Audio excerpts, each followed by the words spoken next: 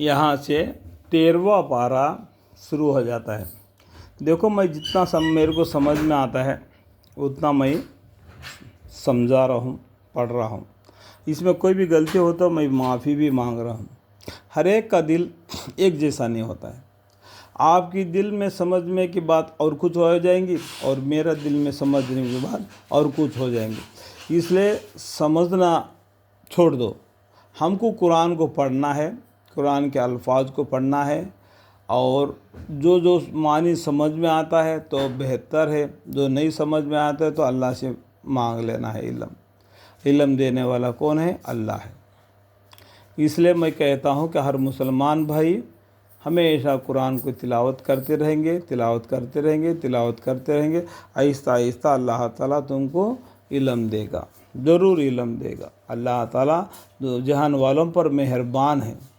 यहाँ से 12वां रुकू शुरू होता है।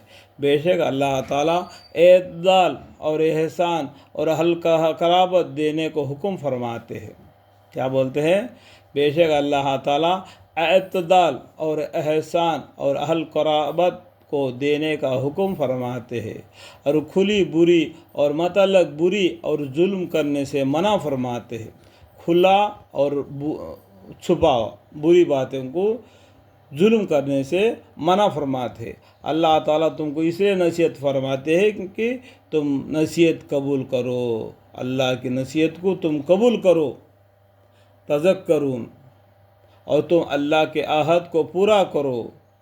अल्लाह से जो अहद लिया है, कहाँ पर? आलम अरवा में तुम्हारे रूहों से अल्लाह ताला ने अहद लिया है। ये 15वां पारे में लिखा हुआ है कि अल्लाह ताला ने आलम अरवा में, 15वां पारा नहीं और जगह पर कहीं लिखा है कुरान में कि अल्लाह ताला ने पैगंबरों से भी अहद लिया, बनी इसराइल से अहद लिया, तमाम उम्मत से अहद लिया।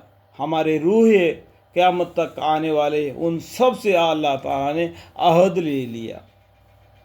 क्या मैं तुम्हारा अल्लाह नहीं हूँ?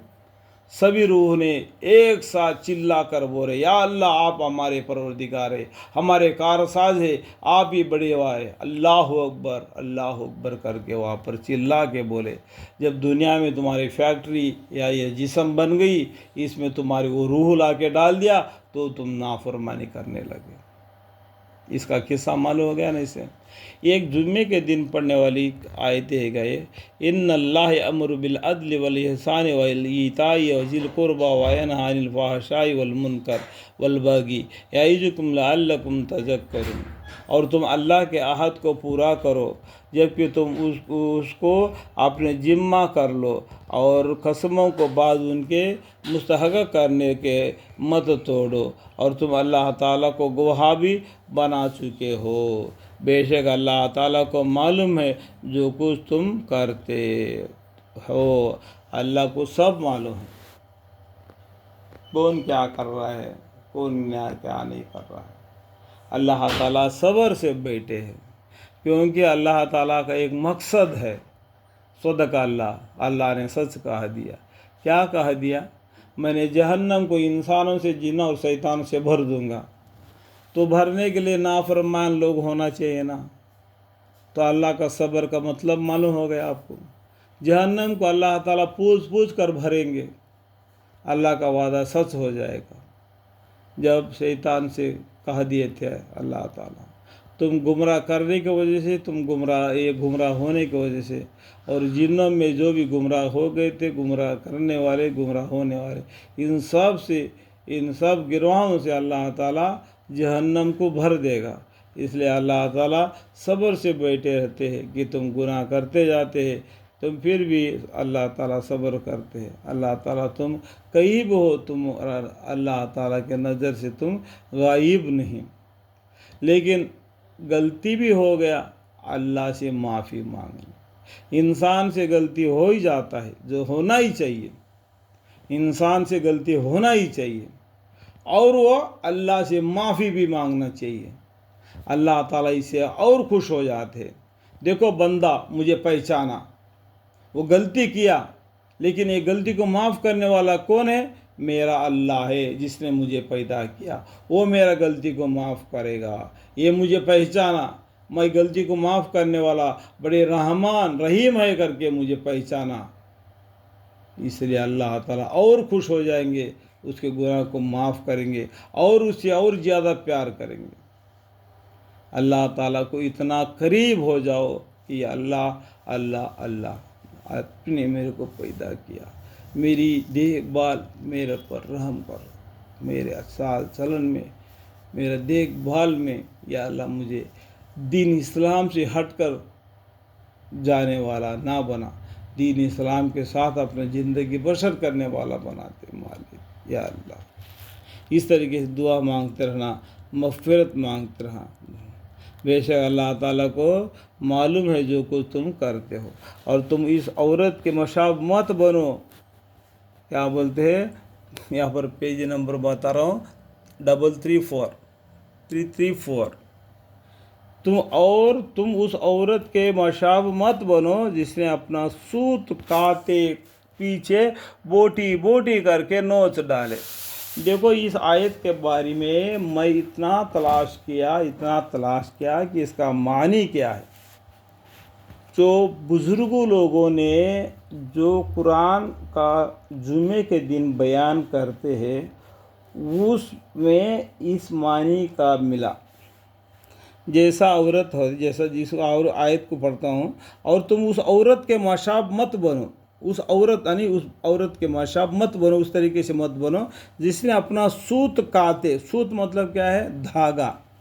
جو دھاگے سے کیا کرتے ہیں، تو اب آسام اور میزورام اور ہماچل پردیش کی طرف جاؤ گے، وہ لوگ چلتے پھرتے بچوں کو کپڑے بنتے ہیں دھاگے سے، دو سوئیاں ادھر ادھر پھراتے، دھاگا بولتے ہیں۔ سوت مطلب کیا ہے؟ ایک دھاگا ہے جو رنگ رنگ کے ہوتے ہیں، اس سے کیا ہوتے ہیں؟ کپڑا بنتے ہیں۔ سوت کاتے کاتے پیچھے مطلب اس کو ایک کے بعد ایک رنگ بدل، ایک رنگ نیچے، بیچ میں ایک رنگ، اوپر ایک رنگ، اس طریقے سے سوٹ دیکھتے ہیں نا، گرمی کے موسم میں ہم لوگ پہنتے ہیں، اس کو کیسا؟ ہاتھ سے بنتے ہیں اور مشین سے بھی بنتے ہیں۔ تو پیچھے بوٹی بوٹی کر کے نوچ ڈالے، جس طریقے سے سوت بنا دیا، اس نے کرتا بنا دیا اپنا بچے کے لیے، گرمی کے موسم میں وہ پہنے گا، اس سے وہ ٹھنڈی سے محفوظ رہے گا بول کے اس عورت نے کیا کیا؟ سوت یعنی دھاگے سے اس نے ایک کرتا بنا دیا تاکہ وہ بچہ سردی سے بچے۔ وہ کرتا بننے کے بعد میں اس عورت نے دوبارہ کینچی سے ٹکڑے ٹکڑے کر کے کاٹ دیا۔ تو کیا مطلب رہ گیا؟ اتنا محنت کیا تھا اس بچے کے لیے، پھر کیا رہ گیا؟ بے فائدہ ہو گیا نہیں۔ اور اسی طریقے سے عورت بھی اپنے مرد کے ساتھ رہ کر بڑی مشقت سے، بڑی محنت سے پیٹ میں بچے کو پالتی ہے، جب وہ پیدا ہو جاتا ہے پھر اس کو ویسے کہ تیسے کر دیتی ہے، جیسا کوئی مال نہیں دیا، اس کو علم نہیں سکھایا، کچھ بھی ہو، اس کا دیکھ بھال میں کچھ فرق کر دیا، جیسا کہ اس نے اس کرتے کو کینچی سے کاٹ کاٹ کر ٹکڑے کر دیا، اسی طریقے سے اس نے اس بچے کے طرف سے ایسا معاملہ ٹھہرا دیا، تو کیا ہو گیا؟ نقصان ہی ہو گیا نا۔ تو جتنا محنت زندگی بھر میں جو کیا تھا، پیٹ میں پال کے دودھ پلا کے اس کا منہ اٹھا کے جو اس بچے کو پال کے بڑا کیا، اس کے بعد میں اس کا کوئی فائدہ آنے والی چیز نہیں کیا، بلکہ اسی طریقے سے کیا جس طریقے سے اس نے کرتے کے ساتھ برتاؤ کیا، اور برتاؤ میں اس کا الگ ہے، اس برتاؤ میں الگ ہے۔ یہ معنی سمجھنے کے لیے تم کو بتلایا گیا ہے۔ یہ معنی میرے کو سمجھنے کے لیے اور بھی ایک جگہ پر اور ایک معنی ہے، وہ بھی سمجھنے کے لیے میں نے بہت سی جگہ پر بہت سی کتابیں پڑھے، تب مجھے معلوم پڑا کہ اس کا معنی یہ ہے، ٹھیک ہے۔ اور ایک جگہ پر معنی کیا ہے وہ آنے پر ہم آپ کو انشاءاللہ بتائیں گے۔ اور تم اس عورت کے مشابہ مت بنو جس نے اپنا سوت کھاتے پیچھے بوٹی بوٹی کر کے نوچ ڈالے، کہ تم اپنی قسموں کو آپس میں فساد ڈالنے کا ذریعہ بنانے لگو، محض اس وجہ سے ایک گروہ دوسرے گروہ سے بڑھ جاوے، یعنی کہ تم اپنی قسموں کو آپس میں فساد ڈالنے کے ذریعہ بنانے لگو، فساد مت پھیلاؤ، محض اس وجہ سے کہ ایک گروہ دوسرے گروہ سے بڑھ جاوے۔ بس اس سے اللہ تعالیٰ کو تمہارے آزمائش کرتا ہے، اللہ تعالیٰ اس طریقے سے تمہارا آزمائش کرتا ہے، اس میں تم پاس ہو جاتے تو بہتر ہے، اگر فیل ہو جائے تو وہی جہنم ہے، اللہم اغفر۔ اور جن چیزوں میں تم اختلاف کرتے رہے، قیامت کے دن اس سب کو تمہارے سامنے ظاہر کر دے گا۔ آج تم کو دنیا میں حیات دے دیا، منمانی زندگی، اپنا دل میں جو چاہا، مؤذن پکارا پھر بھی تم نے نماز نہیں پڑھی، مؤذن اذان دے دیا، اذان کو نہیں سنا، تم اللہ سے نہیں ڈرا، پھر دنیا کے کاموں میں ہی لگ گیا، اللہ کے حکام کو نہیں سنا۔ یہ قرآن اتنا با مشقت کے ساتھ 203 برس نازل ہوا، تھوڑا تھوڑا کر کے، اسی قرآن کے ساتھ پیغمبر صلی اللہ علیہ وسلم کا زندگی بنی ہے، اور اسی قرآن کے ساتھ صحابوں کی زندگی بنی ہے۔ کیا تم اتنا بابرکت والی قرآن کو نہیں پڑھو گے؟ اور پھر کیا چیز کو پڑھو گے؟ دنیا کے چیز کو پڑھو گے، تمہاری ڈگری حاصل کرو گے، کیا تم کو ڈگری ملنے کے بعد بھی نوکری ملے گا یا نہیں ملے گا، کوئی بھروسہ نہیں، لیکن یہ ضروری ہے کہ قرآن کو تم پڑھو گے، اس کا ثواب تم کو ضرور ملے گا۔ اللہ تعالیٰ یہاں تک حدیث میں بتاتا ہے، قرآن پڑھتے جاؤ، جنت کا سیڑھی چڑھتے جاؤ۔ اللہ اسے کیا معلوم ہوتا ہے؟ قرآن کے اندر کتنے آیتیں ہیں اتنی سیڑھیاں جنت کے ہیں، اس لیے قرآن کے آیت کو پڑھتے جا، جنت کی سیڑھی چڑھتے جا۔ اللہ تعالیٰ قرآن پڑھنے پر پکا وعدہ کیا ہے تم کو جنت ملے گی۔ اگر دنیا میں تم کتنا بھی ڈگری حاصل کرو، یہ نہیں معلوم کہ تم کو نوکری ملے گی نہ ملے گی، لیکن تم نے تیار کر کے رکھ لیا، بس اتنا جاننا ضروری ہے۔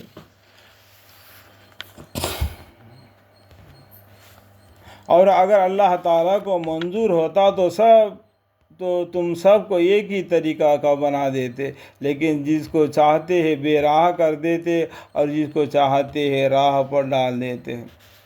یہاں پر تو کھلم کھلا معنی ہے، اس میں ہم آگے بڑھ کر بات نہیں کرنا چاہیے۔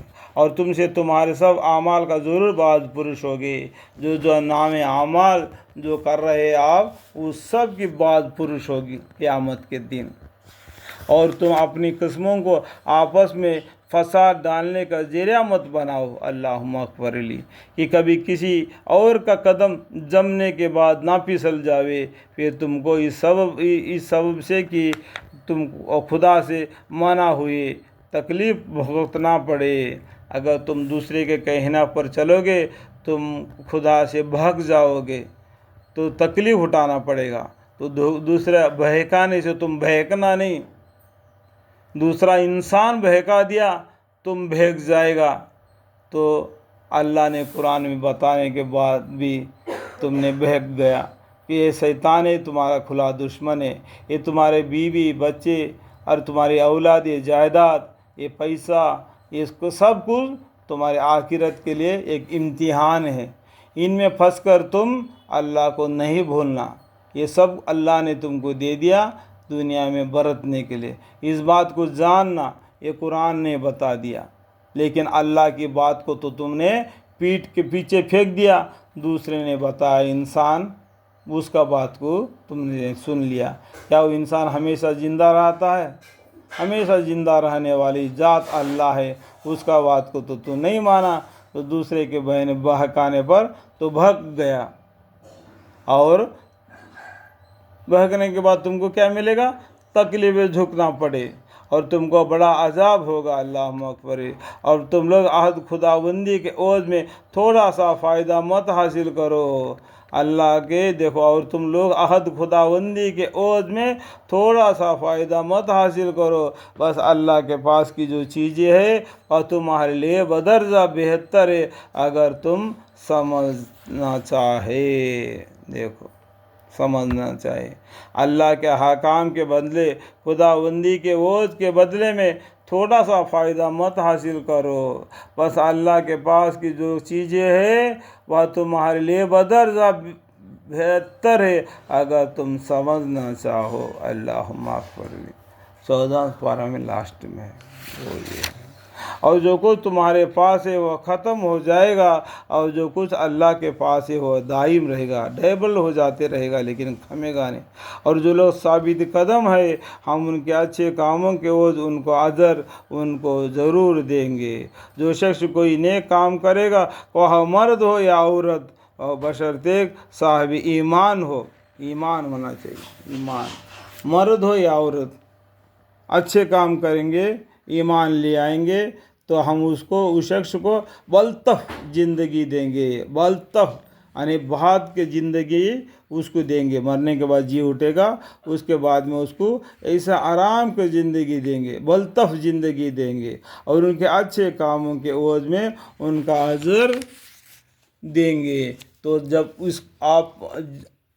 تو جب آپ قرآن پڑھنا چاہیے تو شیطان مردود سے اللہ کے پناہ مانگ لیا کرے، یعنی قرآن کو جب پڑھنے لگو تو ہمیں سب سے پہلا اللہ سے یعنی شیطان سے اللہ سے پناہ مانگو، اعوذ باللہ من الشیطان الرجیم۔ اور دنیا میں بھی جو بھی کام کرتے جاؤ گے، اگر شیطان کے بہکاؤ میں آ گئے تو جلدی کر کے اعوذ باللہ من الشیطان الرجیم پڑھو، تاکہ تم پر شیطان کا حملہ نہ ہوگا۔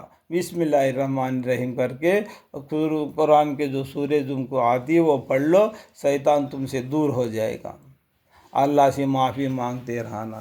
تو جب آپ قرآن پڑھنا چاہے تو شیطان مردود سے اللہ کے پناہ مانگ لیا کرو، لیکن اس کا قابو ان لوگوں پر نہیں چلتا جو ایمان رکھتے ہیں اور اپنے رب پر بھروسہ رکھتے ہیں، بس اس کا قابو تو صرف انہی لوگوں پر چلتا ہے جو اس سے تعلق رکھتے ہیں، جو شیطان سے تعلق رکھتے ہیں، اور ان لوگوں پر جو اس کے یعنی اللہ کے ساتھ شریک کرتے ہیں، اللہ کے ساتھ جو شریک قرار دیتے ہیں ان پر، اور اس کے جو باتیں سنتا ہے اس پر شیطان قابو پاتا ہے، اور شیطان ان کا لشکر بنا لیتا ہے اللہ سے الگ جدا کر کے، اور ایمان والے اللہ کے لشکر بن جاتے ہیں۔ وہاں پر 2 لشکر ہو گئے، ایک تو ایماندار لوگ، جنتی لوگ، اور شیطان کے لشکر دوزخی لوگ۔ سمجھ گیا نا؟ دوزخی لوگ دوزخ میں رہیں گے، عذاب ملے گا، جنتی لوگ جنت میں جائیں گے، آرام ملے گا۔ یہاں تک 13واں رکوع ختم ہو گیا۔ اللہ تعالیٰ میری بیان کے درمیان میں جو بھی غلطیاں اگر ہم سے ہو گئے تو میں معافی مانگتا ہوں۔ اللہم اغفر لی۔